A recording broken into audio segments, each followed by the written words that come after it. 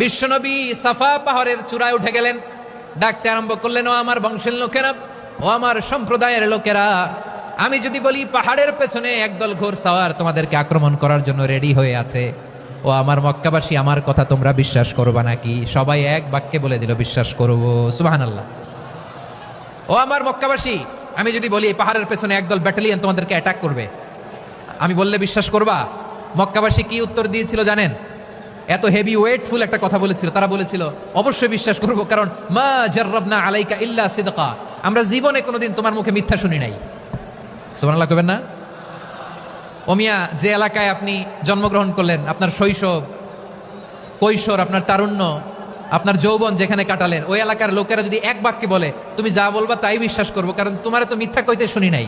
মা জাররাবনা আলাইকা ইল্লা সিদকা, we have never ever witnessed a single lie from you, আমরা জীবনে একটা মিথ্যা তোমার মুখ থেকে শুনি।